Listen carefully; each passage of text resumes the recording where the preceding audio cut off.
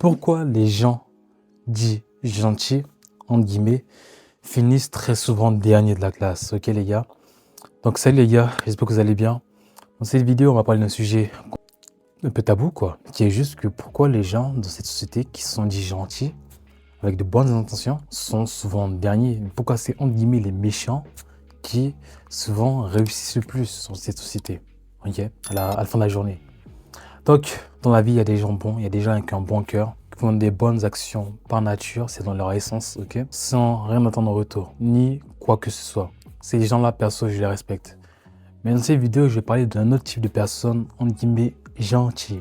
Peut-être tu es dans ce cas-là. Parce que, regarde, tu n'as jamais fait quelque chose d'intentionné, ok, et on t'a dit, t'es gentil, encore et encore, même si la chose ne te plaît pas. Tu le fais quand même. Et tu reçois par exemple, oh, t'es vraiment gentil, t'es vraiment mignon, genre.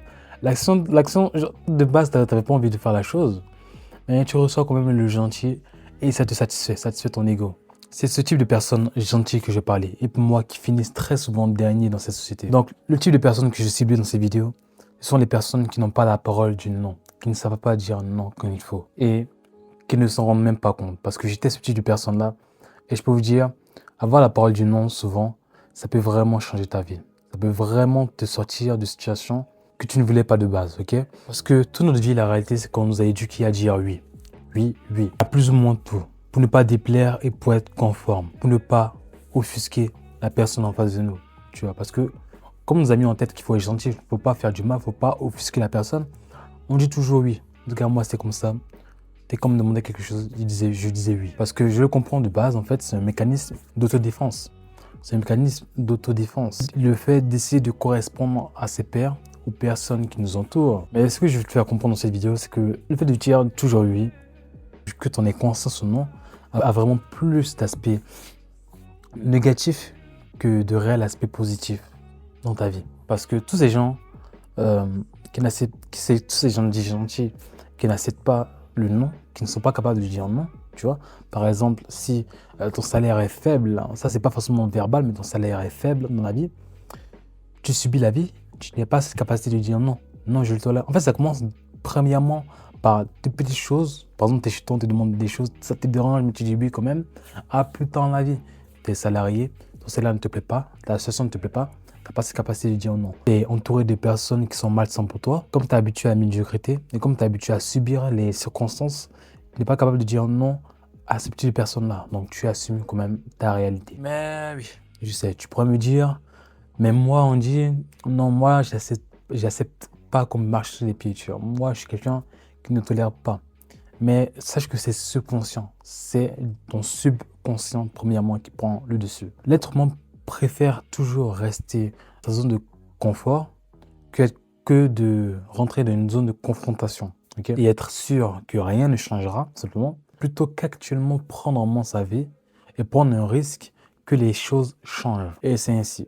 Et la parole du non, sache que ça s'apprend. On n'est pas né en disant non, etc. Tu vois. Comme je t'ai dit, c'est subconscient, c'est un mécanisme de survie accepté pour mieux s'intégrer. Mais la parole du non s'apprend, premièrement. Donc, on te demande un service qui te dérange vraiment et tu n'as pas cette capacité de dire non. Qu'est-ce que tu fais? Ta situation de vie te dérange, tu n'as pas assez d'argent, pas les relations que tu veux. Apprendre à dire non, des fois, c'est passer à l'action dans ta vie. Donc, tu me diras, on dit, comment faire pour vraiment développer cette parole du non? Parce que, ouais, comme je t'ai dit, c'est intégré en nous. Sache que je ne connais pas ta vie en détail, je ne connais pas ta famille, je ne connais pas tes circonstances de vie, tes conditions de vie, etc. Mais la seule chose que je peux te dire, c'est que juste te poser la question de comment faire, peu importe, même si la thématique de la vidéo là actuellement ne t'intéresse pas, mais dans peu importe les domaines, tu te demandes comment faire, là tu commences le processus, tu vois. Dès que tu te poses la question du comment est-ce possible, comment est-ce qu'il fait, comment, là tu débutes ton processus et là je te garantis tu pourras trouver une solution. Donc déjà, comment apprendre la parole du non? Dire non, c'est vraiment un premier grand pas. Premier grand pas, ça ne te permettra jamais d'atteindre ton réel potentiel. Tu vois, tu n'es pas toi. Quand tu dis oui à des situations qui ne te plaisent pas, tu n'es pas toi réellement.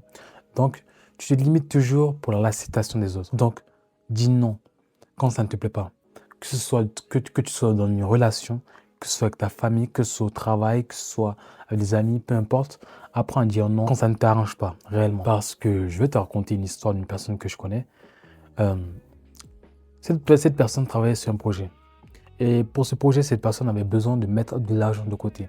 Tu vois, régulièrement, chaque mois, mettre une partie de son salaire ou peu importe de côté afin de pouvoir investir dans ce projet-là. Mais le problème, c'est que sa famille, chaque mois ou régulièrement, lui demandait de l'argent, beaucoup d'argent. Tu vois, ce qui l'empêchait de mettre de côté dans son compte pour pouvoir investir dans ce projet-là qui nécessitait de l'investissement. Ok. Mais le problème avec ça, c'est qu'il ne pouvait pas dire non à sa famille. Sa famille, quand même, il ne va pas dire non parce qu'il est comme ça. Il est comme ça, c'est sa nature. Dire oui, même si ça le pénalise un peu, mais savoir que sa famille qui est dans le besoin, qui a besoin de lui, demande de l'argent, dire non, non, c'est pas de sa nature. Donc il donnait.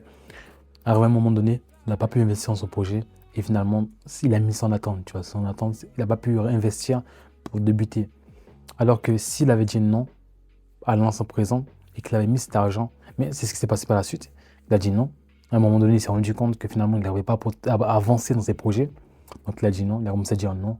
Désolé, mais je ne peux pas actuellement, je n'ai pas les capacités. Il a commencé à mettre cet argent dans ses projets encore et encore. Et plus tard, devinez qu'est-ce qui s'est passé? Ça a payé. Et maintenant, tu vois, il peut se permettre de dire oui. Alors qu'avant, il disait non. Comprends-le. Donc, c'est pour te montrer un exemple, tout simplement, d'à quel point la parole du non, à l'instant présent, qui peut paraître désagréable, peut réellement, sur le long terme, être bénéfique. Utilise la parole du non, pas par méchanceté, pas par égoïsme, mais par priorité. Mets-toi toujours en priorité. Même si ça peut paraître contre nature, encore une fois, mais mets-toi toujours en priorité. Parce que tu as un pourquoi tu dis non. Ça ne t'est jamais arrivé. Tu dis à quelqu'un qui te plaît, tu me plais, et la personne te dit, t'es trop gentil. T'es gentil, mais non. Ça, c'est plus les gars qui s'arrivent. Mais non, restons amis. Là, il faut séparer un peu le masque de la gentillesse avec la réelle gentillesse. Ce type de gars-là qui se composent comme des amis gentils avec des filles, dans le but de les draguer, finalement, quand ils enlèvent leur masque, la meuf ne les reconnaît plus, simplement parce que tout le long, ils ont porté un masque. Ils ont porté un masque, ils n'étaient pas vraiment eux-mêmes. C'est pareil quand tu dis oui à tout. Tu n'es pas toi-même, tu te forces, toi-même, tu te mets une balle dans le pied pour essayer de plaire aux autres, malheureusement. Tu sais que parfois, tu essaies de faire du bien, tu essaies d'être gentil, mais ça te pénalise plus que tu le crois. Donc, la meuf du début n'a vu que tu n'avais tout simplement pas les couilles. Pas de couilles. Donc, tu jouais un jeu, tu jouais, comme on dit, la carte de la gentillesse, et finalement, tu t'es pris un râteau. À combien d'hommes ça arrivé? On n'avait pas idée. Donc, les femmes respectent toujours les hommes qui savent dire non, les hommes fermes, ok? Peu importe dans les domaines, ça c'est un autre domaine encore. Je vous parle à quel point la parole du non peut être important. Les femmes n'aiment pas les hommes qui disent oui. Pour les gars qui sont toujours femme, sachez-le, les femmes n'aiment pas les gens qui disent, les gars qui disent toujours oui à tout, leur caprice et tout. Ça montre que tu manques de fermeté, tu manques de rigueur, tu manques de discipline. Tu n'es pas capable de dire non et d'imposer tes limites simplement. Tu n'as pas ce cadre masculin-là et c'est très dommage. Robert Greene, je ne sais pas si tu connais Robert Greene, l'écrivain, dans son livre L'art de la séduction, tout simplement un livre, un best-seller, le désir est créé par l'absence et pas par la présence constante. Tu vois. Donc après, on pourrait dire non aussi, ça augmente ta valeur. Ok. Donc quand tu dis oui à chaque fois, tu deviens prévisible.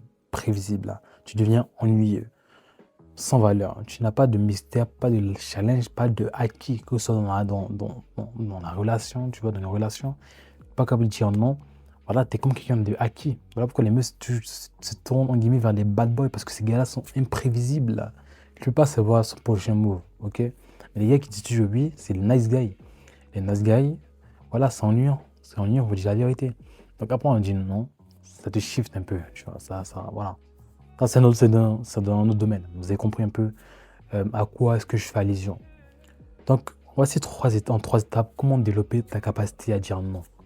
La première étape, tout simplement, c'est identifier les 8 toxiques. Prends une feuille, tu vois, ou souvent observe-toi et identifie les situations où tu dis oui, alors que tu veux dire non. Que ce soit en travail, famille, amis, les relations, peu importe, sois honnête avec toi-même. Identifie les situations où tu dis oui, où tu te mens à toi-même au lieu de dire non. Ok? La deuxième étape, c'est commence petit à petit. Tu n'as pas besoin de dire non du jour au lendemain. Ok? Ton frère vient vers toi, te demande, ok, tu veux faire ça pour moi? Tu dis non. Non, c'est pas comme ça, tu vois. Il faut être quand même tendre. Mais commence par une petite situation. Commence par une petite situation grand enjeu. Entraîne-toi. C'est comme un muscle qui doit se développer. Encore une fois, pas par méchanceté, mais parce que tu sais pourquoi tu dis non. Assume sans te justifier. Troisièmement, quand tu dis non, ne te lance pas dans une justification. Non, parce que... Non, désolé. Un non ferme suffit.